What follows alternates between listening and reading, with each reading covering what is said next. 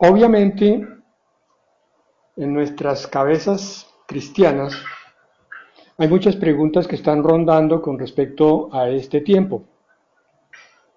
¿La cuarentena tiene algún propósito? ¿Tiene sentido para nosotros los creyentes?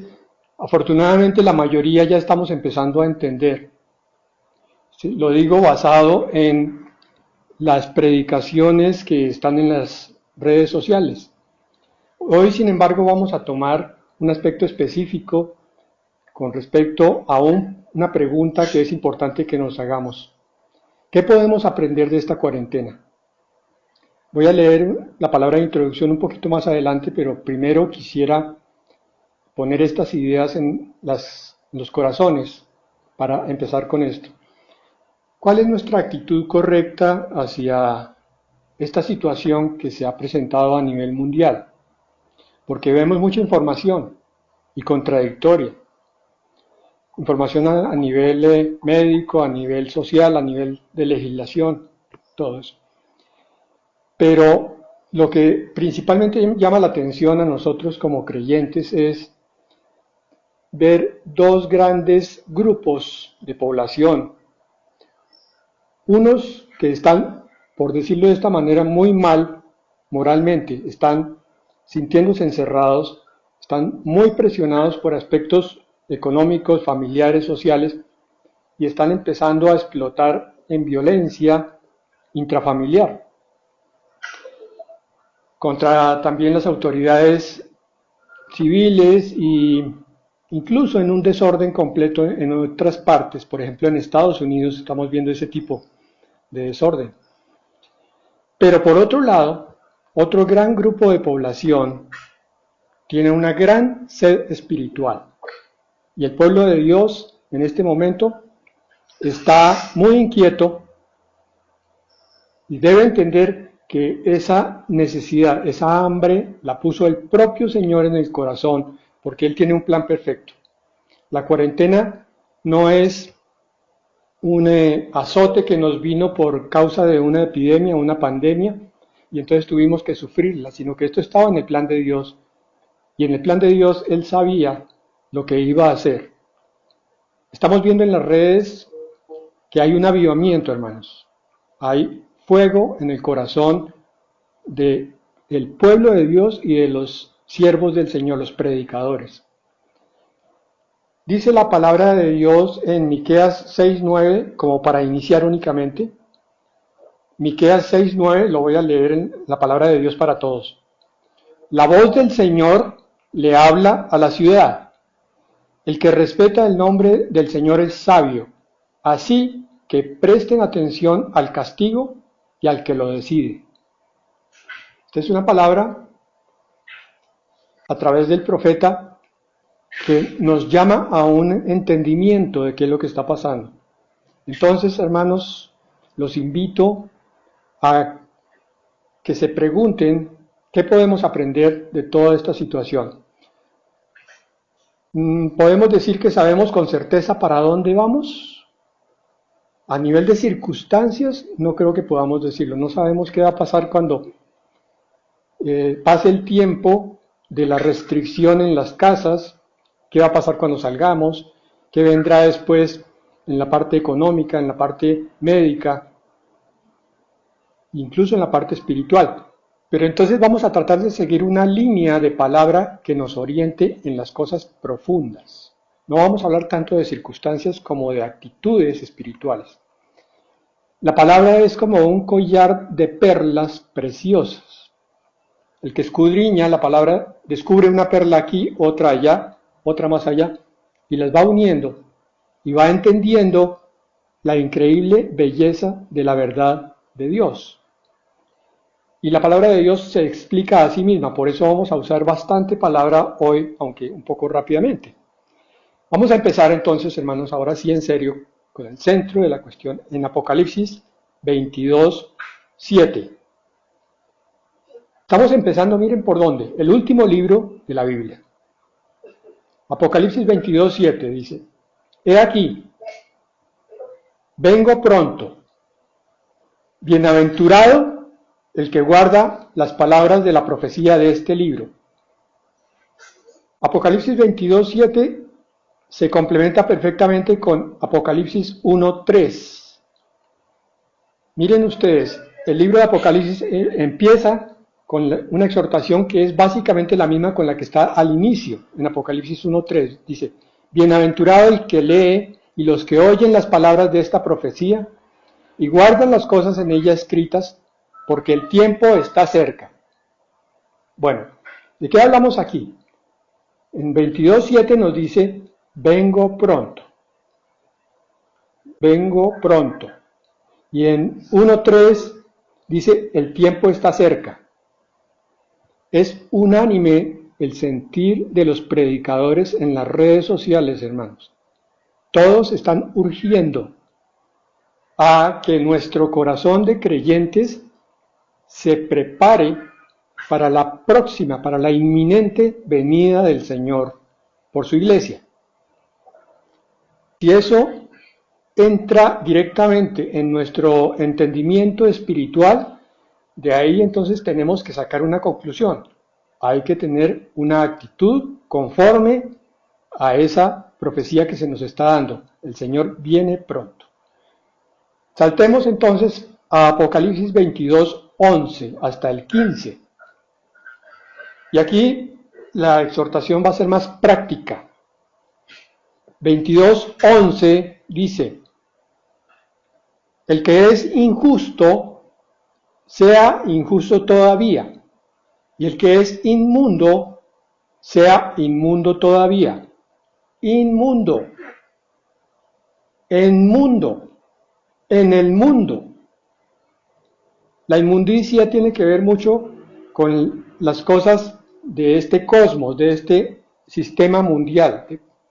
Entonces, si queremos salir hacia un nuevo entendimiento y un nuevo estado, tenemos que empezar a pensar que debemos apartarnos cada vez más de las cosas del mundo. Ya vamos a entender todo esto. Porque continúa diciendo la palabra, y el que es justo, practique la justicia todavía, y el que es santo, santifíquese todavía, en el sentido de más, todavía más. El que es santo, cada vez más santo. El que es inmundo, cada vez más inmundo. Versículo 12. He aquí, yo vengo pronto, y mi galardón conmigo, para recompensar a cada uno según sea su obra. El Señor está entonces otra vez exhortando a que Él viene pronto, pero viene con algo. Viene con galardones. Los galardones son para la verdadera iglesia del Señor. Ese es el sentido del tribunal de Cristo. Tengo entendido que ustedes están estudiando Apocalipsis, que están estudiando el arrebatamiento y otras cosas que tienen que ver con esto que estamos leyendo hoy. Hay un galardón, es decir, muchos galardones que están esperando que la iglesia del Señor suba. Ustedes recuerdan la palabra en Tesalonicenses donde nos dice que seremos arrebatados en un abrir y cerrar de ojos, también seremos transformados. Después de eso viene el tribunal de Cristo allá arriba, mientras aquí abajo empieza la tribulación. El punto que vamos a discutir hoy es este que está aquí, el que es santo, santifíquese todavía. Entonces, creo que como creyentes, hermanos, esa es mi opinión personal, no debe importarnos tanto lo que sigue. O sea, no es cuestión de que andemos escudriñando, investigando si va a haber un terremoto después de esto, si va a haber una recesión económica, si la pandemia va a durar 2 años o 1 o 3. Yo creo que ese no es el sentido de la vida espiritual, sino es este que está aquí. El Señor viene con una recompensa. Vamos a mirar entonces principalmente lo que está escrito. Viene con una recompensa para recompensar, dice ahí, a cada uno según su obra. Sabemos que somos salvos no por obras, sino por fe. Pero cuando somos salvos, entonces deben seguir nuestra vida las obras en justicia, las obras justas. El preocuparte por tu hermano, el orar por él, el reunirte con los hermanos a través de cualquier medio que sea posible para crecer. Si es el caso, hacer una ofrenda a alguien necesitado, ofrendarle una oración, ofrendarle un apoyo. Esas son las obras de justicia resultantes en el creyente que está caminando en forma correcta. Continúa el versículo 13 diciendo: yo soy el alfa y la omega, el principio y el fin, el primero y el último.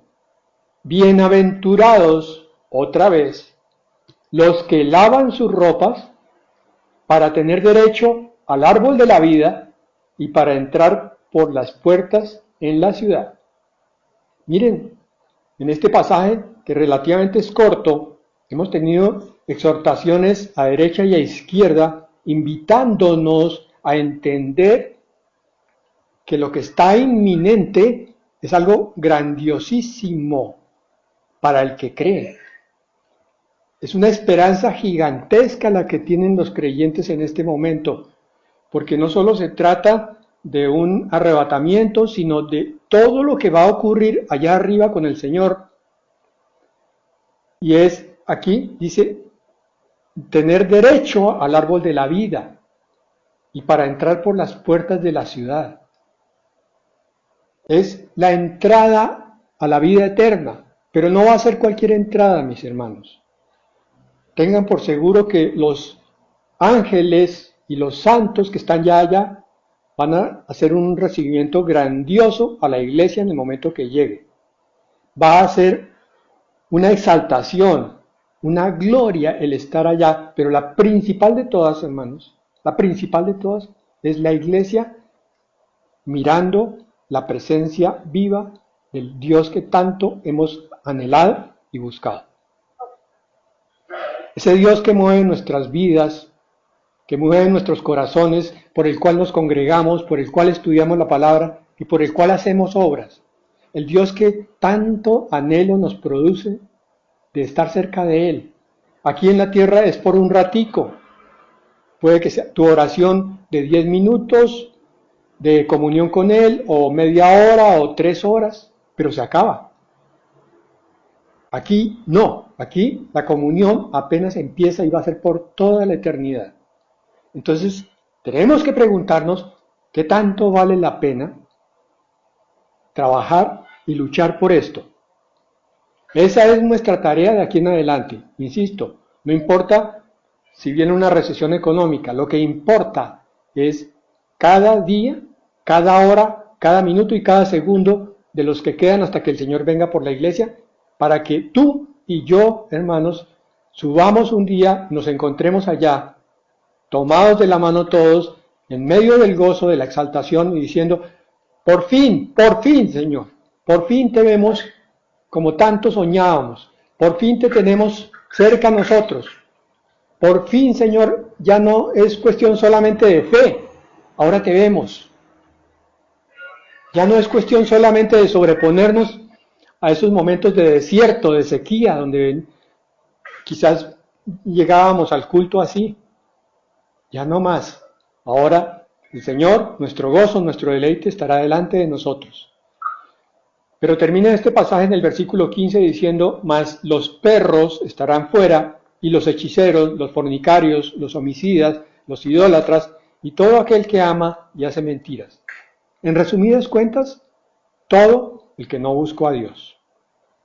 En resumen, en este pasaje, en el versículo 11, santificarse tiene que ver, dentro del contexto que leíamos, con su próxima venida. Decía: santifíquese todavía, he aquí yo vengo pronto. El santificarse tiene propósitos. Es primero agradar el corazón de Dios, pero es también que Él nos encuentre en la forma adecuada. Y todo esto tiene que ver con recompensas, con galardones que te están esperando. Pablo hablaba del deportista que corre hasta llegar a la meta. Esa es nuestra visión de estos tiempos. No importa si a veces nos sentimos un poco tristes porque no podemos abrazar al familiar que tanto queremos, o si estamos un poco agobiados y hasta llegamos a sentirnos encerrados. Eso no importa, no importa. Hay que poner los ojos en las cosas del cielo, no en las de la tierra, y entonces descubrimos esta tremenda esperanza, porque es una tremenda promesa para ti y para mí. Bueno, pero la pregunta sería entonces, ¿cómo hacemos para lograr esta recompensa, esta bendición para los que se lavan, ese derecho a la vida eterna? Es muy bonito, pero ¿cómo hacemos? ¿Cómo se santifica uno? Es la siguiente palabra. La siguiente pregunta, más exactamente. Entonces, analicemos ahora sí algunas de las palabras que están ahí en esos versículos. Es bueno, hermanos, intentar conocer algo de las raíces de los idiomas originales en los que fue escrito la palabra de Dios. Raíces griegas y raíces arameas o hebreas del Antiguo Testamento. Esto no es tan complicado. Esto hoy en día es relativamente fácil con las redes sociales. Uno se puede meter y averiguar en una página web por un diccionario griego. Quiero saber cómo se dice amor en griego y qué significa. Eso es lo que vamos a hacer en este momento. Vamos a mirar la palabra santifíquese de Apocalipsis 22:11 todavía en el griego para ver qué es eso. En griego, santificar es hagiazo, con J y con Z, hagiazo. ¿Por qué se los traigo? Hermanos, tengan por seguro que el propósito mío no es el de, así, entre comillas, descrestar a nadie. Es traer la palabra para mostrar que cuando escudriñamos en profundidad la palabra encontramos tremendos tesoros. En griego, la palabra santificar es hagiazo, con J y Z, hagiazo. Hay tres sentidos de esa palabra griega para el español. La primera es purificar, la segunda es consagrar y la tercera es venerar. ¿Qué tiene de importante esto? Mire, en nuestra vida cristiana muchas veces hablamos de la santidad, pero no la entendemos bien, porque pareciera que la santidad es un proceso que por obligación tiene que cumplir el pastor, el profeta, el líder de la iglesia, los ancianos, hasta los diáconos, pero no es obligatorio para los demás. Pero resulta que la santificación es el deseo del corazón de Dios.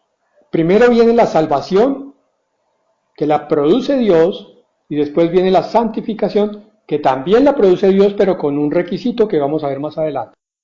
Aquí entendiendo, en el griego, la santidad es, primero, purificar.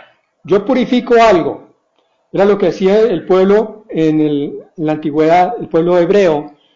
Purificaba el tabernáculo, purificaba los instrumentos del culto, de la adoración. Pero ellos mismos se tenían que purificar. Entonces, no solo purifico hacia afuera, sino me purifico yo. No solo consagro las cosas de afuera, el tabernáculo era algo consagrado para Dios, algo de su propiedad, pero yo también me consagro a Dios. Yo tengo que decirle, Señor, quiero consagrarme a ti, quiero entregarme. Conocemos mucho el sentido de la palabra apartados para Dios, santificados, pero es que el apartamiento lo hace Dios siempre y cuando yo me consagre.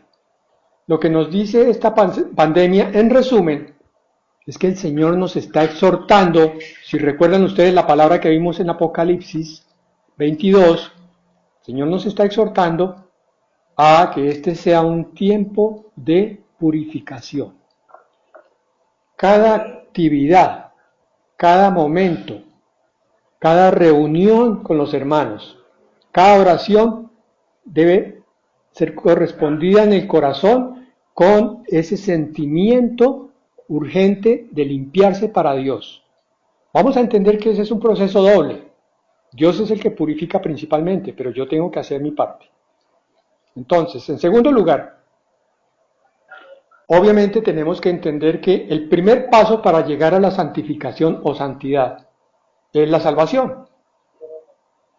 Pero estamos reunidos, todos somos salvos, ¿cierto? Todos hemos aceptado al Señor Jesucristo como nuestro Salvador. Entonces, ¿qué seguirá a continuación?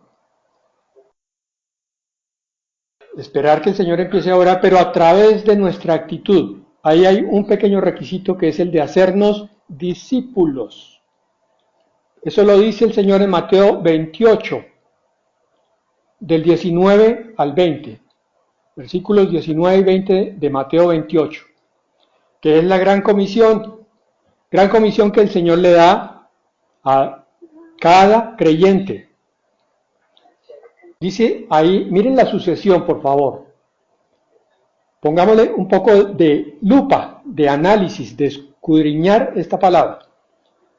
Por tanto, id y haced discípulos. La gran comisión se basa en que tú, hermano, y yo tenemos que hacer discípulos. Fíjense que es una cosa muy diferente a lo que a veces entendemos.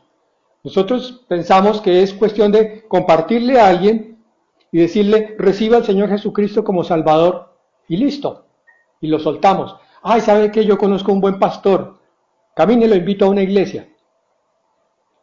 Bueno, eso se podía antes, pero ahora ¿qué hacemos? Aquí dice hacer discípulos, hacer discípulo. Ya vamos a analizar entonces qué es un discípulo. La palabra en griego es mateteu. Mateteu quiere decir seguir a alguien, ser un estudiante dedicado. O, por el otro lado, hacer seguidores o hacer discípulos, instruir o enseñar.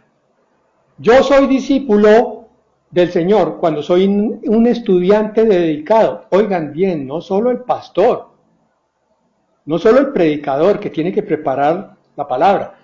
Cada uno de nosotros hemos sido llamados a ser discípulos, por tanto, a tener corazón de discípulos. Esto es lo que se llama el corazón enseñable. ¿Por qué lo digo? Porque a veces, afortunadamente no es tan frecuente, entraban, cuando nos podíamos congregar presencialmente, una que otra persona que llegaba con un corazón no enseñable. Llegaba a ver qué era lo que se iba a hablar y ya ahí en su cabeza estaba discutiendo desde la entrada.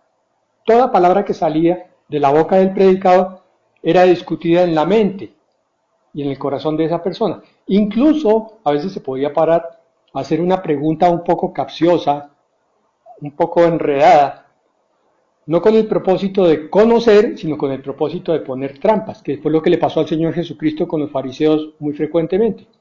Pregunta. ¿Se han dado cuenta que yo hago continuamente preguntas, no? Sí. ¿Tenemos corazón de discípulos? ¿Tenemos corazón enseñable? Requisito para la santidad. Miren que no era tanto el requisito como para ser salvo. El requisito era creer. Aquí hay que empezar por ser discípulo. Porque ya lo dice. Por tanto, id y haced discípulos a todas las naciones, Mateo 28, 19, bautizándolos en el nombre del Padre y del Hijo y del Espíritu Santo. ¿Qué quiere decir eso? Ah, sí, que yo hago, ya le compartí a alguien, ahora lo hago discípulo. Bueno, está bien, yo lo voy a coger y lo llamo 3 veces, 5 veces, 10 veces y después lo llevo a la iglesia. Pero mientras tanto, cuando llega a la iglesia, el pastor le dice, hay que bautizarse. Ciertamente, hermanos, el bautizo es una confirmación al mundo de mi fe en el Salvador. Pero miren que a veces se nos escapa el sentido más profundo. La palabra en griego para bautizo es baptizo. De hecho, es simplemente eso se llama una transliteración. Baptizo quiere decir sumergir. Entonces, leamos aquí el versículo 19 para ver cómo nos queda. Por tanto, id y haced seguidores a todas las naciones, sumergiéndolos en el nombre del Padre y del Hijo y del Espíritu Santo. ¿Sumergiéndolos en qué? Primero, en agua. Segundo, ¿en qué? En el nombre del Padre y del Hijo y del Espíritu Santo. ¿Eso qué quiere decir? Que hay que enseñarle a ese futuro, ese discípulo que está empezando, a sumergirse en la presencia de Dios, en la comunión con Dios, en la unión cercana, íntima, familiar, pegadito a Dios. Porque si no, de pronto, este discípulo adquiere mucha teoría, mucha doctrina, perfecto, eso es muy bueno, pero le cuesta mucho trabajo entender la cercanía con su Padre Celestial. Hay que sumergirlo en el corazón de Dios, en el corazón del Padre y del Hijo y del Espíritu Santo. El corazón del Padre que es amor, el del Hijo que es redención y salvación, y el del Espíritu Santo que es santificación. Hay que sumergirse. Tenemos que sumergirnos dentro de Dios, rodearnos de Él, llenarnos de Él, para ser verdaderamente discípulos. Y entonces viene versículo 20, la conclusión, enseñándoles que guarden todas las cosas que os he mandado. Ahora sí es fácil. Antes yo le decía al supuesto discípulo, mire hermano, lo que pasa es que la Biblia dice que usted tiene que ser fiel. Pero este pobre recién llegado venía con pensamientos no muy santos. Y pasan 2 años, y 3 años, y 4 años, y está luchando con ese sentimiento. Y sabe que está mal, se siente culpable, se latiga, se fustiga, pide perdón, entra a veces al culto un poco aporreado porque su culpa no lo deja. Pero es que no se le ha enseñado que debe guardar todas las cosas porque se ha sumergido en la presencia viva del Padre. Entonces la obediencia del cristiano es una obediencia entendida, no es una obediencia por obligación. Es una obediencia que parte del corazón por aquella relación viva entre mi papá, que tanto amo y al cual puedo reconocerle fácilmente cómo me bendice continuamente, cuántas bendiciones me da. En esta cuarentena me trajo para buscarme, para que yo estuviera cercano a Él, para que yo pudiera conocer más palabra que no había leído. Sí, pastor, yo había leído Mateo, Marcos, Lucas, Juan, Romanos, Corintios, pero nunca había leído Miqueas o Habacuc o Nahum. Uy, ¿esos libros quedan en la Biblia? Sí, yo no sabía. ¿Por qué? Porque yo veía el discipulado como algo muy obligatorio. Ay, otra vez la reunión, qué cosa, no tengo gripa para decir que no, que estoy enfermo. No estoy hablando de cosas raras, hermanos, eso es algo que yo veo con mucha frecuencia. Hasta que el discípulo empieza a entender es que se empieza a apasionar. Al principio todos llegamos con un poco de obligación, hasta que el Señor nos fue mostrando su amor, su misericordia, sus bendiciones, y nos fue enganchando. Entonces nos volvemos discípulos, seguidores, como lo fueron los discípulos aquí en la tierra del Señor Jesucristo. 3 años y medio detrás de Él. Donde quiera que Él iba, ellos iban. Bueno, la otra palabra que estaba allí en ese pasaje es enseñándolos. En griego es didasco con K. Enseñar es dar instrucción o capacitar para desempeñarse. La enseñanza cristiana es lo que Dios nos da, nuestro Padre Celestial, bondadoso, para que no caigamos en trampas, para que no nos estrellemos en sitios oscuros, para que no deseemos lo que no se nos ha perdido pensando que es muy bueno, muy deleitoso y resulta que después del deleite viene la amargura. Entonces muchas veces obedecemos por obligación porque no hemos entrado en la instrucción donde sabemos que si yo caigo en un cierto pecado, van a ocurrir tremendas cosas en mi vida espiritual. Voy a perder la comunión, voy a perder la confianza, voy a perder la cercanía de la esperanza con Él, voy a perder la confianza en su venida, porque simplemente hay un pecado que me está dando vueltas y vueltas y vueltas. Santidad no quiere decir que el creyente ya no tenga ni un solo pecado. Lo que quiere decir santidad es que el creyente ya no quiere pecar, ya no cae voluntariamente en los pecados en los que caía antes, porque ya sabe, ya no le gusta ensuciarse, ya tiene una vestidura cada vez más blanca. Bien, continuemos con más palabras entonces para terminar este punto del discipulado. Proverbios 4, del 4 al 6. Y el que me enseñaba y me decía, retenga tu corazón mis razones, guarda mis mandamientos y vivirás. Proverbios 4:4. Guarda mis mandamientos y vivirás. 5. Adquiere sabiduría, adquiere inteligencia. No te olvides ni te apartes de las razones de mi boca. No la dejes y ella te guardará. Ámala y te conservará. Hermanos, este tiempo es para crecer en sabiduría. Para que cuando tengas 5 minutos libres, en algún punto vayas y te deleites con alguna entretención sana. Sí, al Señor le gusta que nos recreemos. Pero otros 5 minutos que tengas libres, entonces va a buscar la palabra. Para que adquieras sabiduría y entonces vivas y no caigas en las trampas. Y por contrapartida, miren lo que dice Oseas 4:6. Es exactamente lo contrario de Proverbios 4:4. Oseas 4:6 dice, mi pueblo fue destruido porque le faltó conocimiento. Por cuanto desechaste el conocimiento, yo te echaré del sacerdocio. Ah, esta es una palabra para el pastor, el profeta, el predicador, el maestro. No, hermanos. El varón de la casa es sacerdote de ella.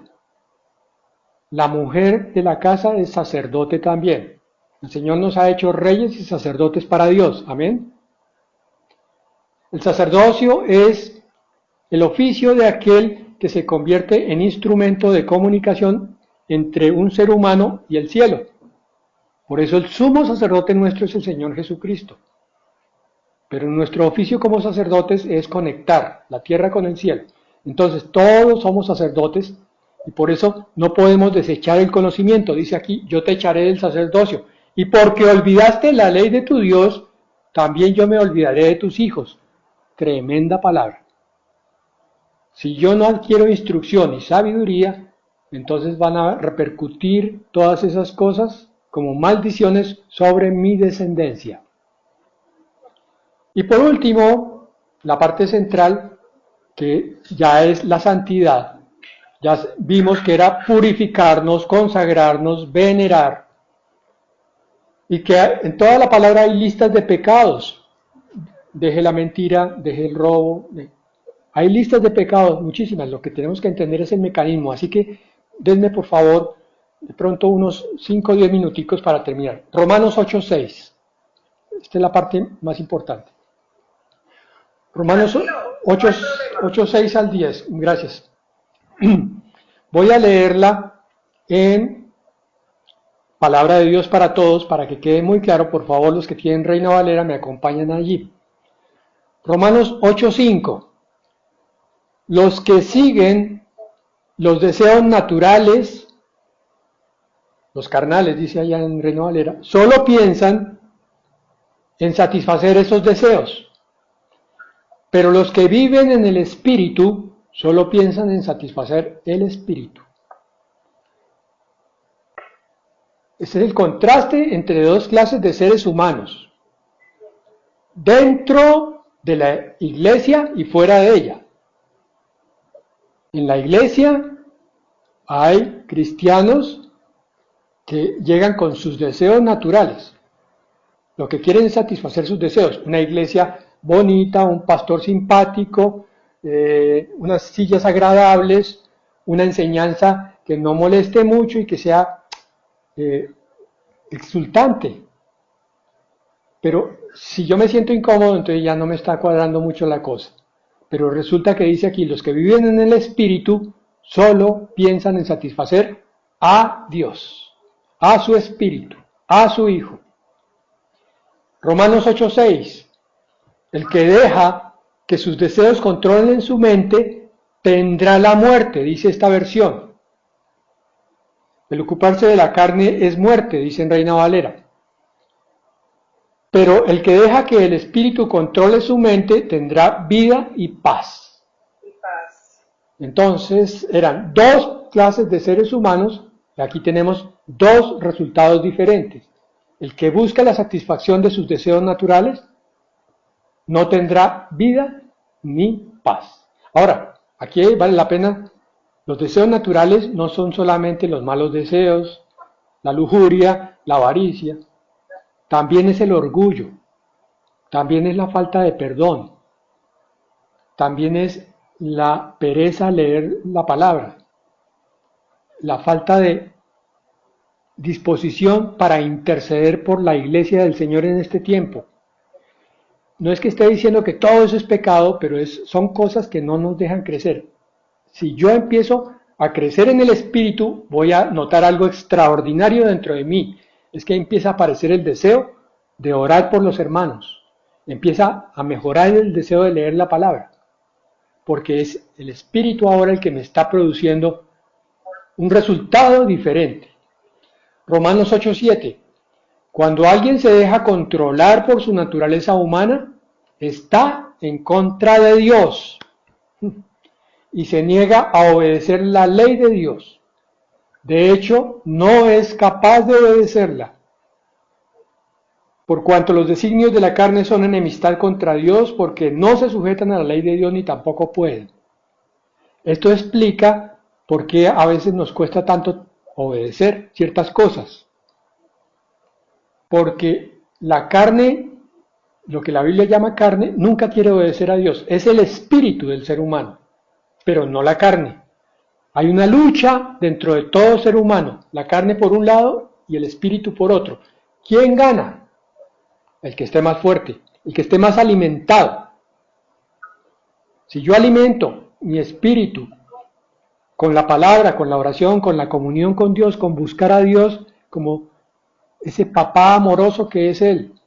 Quiero sentir su presencia, quiero quebrantarme, ojalá me salgan lágrimas cuando esté en su presencia, ojalá esté temblando de conmoción interior. Eso nunca se compara con ir a ver una película que dura hora y media y la emoción ya pasó. Nunca se va a comparar. Pero si yo me alimento de esas películas, entonces mi carne va creciendo y me va ganando. Me voy volviendo cada vez más desobediente, más seco interiormente, menos entiendo la palabra, menos me gusta orar. Son dos actitudes hacia Dios. Romanos 8:8. Porque los que siguen su naturaleza humana no pueden agradar a Dios. Y esto ya se pone grave. Según la Escritura, los carnales, o tibios, o de doble ánimo, o no hacedores de la palabra, no pueden agradar a Dios. Por tanto, están peligrando cuando el Señor venga por una iglesia pura, limpia, con un vestido blanco, de lino limpio y resplandeciente. Entonces, este tiempo precisamente nos lo da el Señor, hay que mirarlo así. El Señor, en su plan eterno, un día, supongo, dijo, el diablo va a querer traer una epidemia de coronavirus, pero yo voy a usar esa epidemia, esa pandemia, para avivar a mi iglesia. Voy a poner en el corazón de mis siervos leales, de mis hijos, a los que amo tanto, fuego del Espíritu, fuego, fuego, fuego. Anhelos, ansias por las cosas de Dios. Eso es lo que está pasando, hermanos. Por eso estamos aquí reunidos. Y por eso ustedes miran en las redes y las redes están hirviendo de fuego del Espíritu. Estamos exaltados, estamos diciendo, ya nos vamos, preparémonos, hay que alistar las maletas. Romanos 8, 9 y 10. Ustedes no son controlados por sus deseos naturales, sino por el Espíritu, porque el Espíritu de Dios vive en ustedes. El que no tiene el Espíritu de Cristo no pertenece a Cristo. Aquí se está refiriendo a ti que eres verdadero hijo de Dios, a ti que eres nacido de nuevo, a ti que estás comprometido con la palabra del Señor, que estás comprometido con el propio Dios y le estás diciendo, Señor, yo no me quiero quedar, tómame, Señor, quita lo que hayas de quitar, lo que sea de quitar. Romanos 8:10, su cuerpo está muerto por culpa del pecado, pero si Cristo está en ustedes, Dios los aprobó y el Espíritu les da vida. El resumen es este. La parte de Dios es darte el Espíritu Santo que te mueve. Él es el que pone el querer como el hacer. Te da las ganas de buscar de Dios. Te da la necesidad, el hambre y la sed. Y tu parte consiste entonces en seguir ese deseo de Dios, buscar más cada vez de palabra, conocerla más a fondo, meterte de lleno para adquirir sabiduría y buscar sobre todo la presencia del Señor. Este es el principal secreto y motor. Cuando tú te acercas a la presencia del Señor, y ya con esto termino, cuando tú sientes, y estamos hablando de fe, hermanos, pero es que la presencia del Señor se siente. Ustedes recuerdan un pasaje cuando Salomón estaba terminando el templo y se lo estaba consagrando a Dios, y la nube de la gloria de Dios entró, y los sacerdotes tuvieron que salirse porque no podían ministrar, porque la gloria de Dios era tan poderosa que nadie podía estar ahí. Es cierto que andamos por fe y no por vista, pero también es cierto que la fe, cuando se está manifestando en profundidad, produce manifestaciones a veces sensibles. Sentimos el corazón a punto de explotarnos de gozo, de amor por esa presencia. Lo hemos buscado, ha pasado tiempo, nos hemos sentido solos o un poco secos, nos hemos estado reuniendo y no hemos sentido esa viveza, ese fuego, pero finalmente después de la tercera, de la cuarta, de la 10ª o de la 20ª vez que lo buscamos, viene esa presencia de Dios y te toma y te hace vibrar por dentro y te hace sentir vivo y te dice, tú, ¿qué haces aquí en esta tierra? Anhela el sueño, la otra vida, anhela el cielo, anhélalo, suéñalo, porque esa es tu patria, ese es el verdadero destino de todo esto que estás haciendo. El leer la palabra, el orar, el buscar a Dios, es para que un día estés allá arriba en la presencia del Señor. Amén y amén. Entonces permítame, voy a orar ahora. Padre, gracias Señor por este tiempo. Gracias Señor por el mover de tu Espíritu. Gracias Señor porque sabemos que tú estás tocando cada corazón. Lo estás tocando para hacerlo sentir primeramente tu Hijo, Señor. Para dar esa certeza de que somos hijos tuyos. Tú eres nuestro Abba, nuestro papá, nuestro papito. Que tú estás cercano a nosotros, que como el Señor Jesucristo lo prometió, Él iba a estar con nosotros hasta el fin del mundo, que nunca hemos estado solos.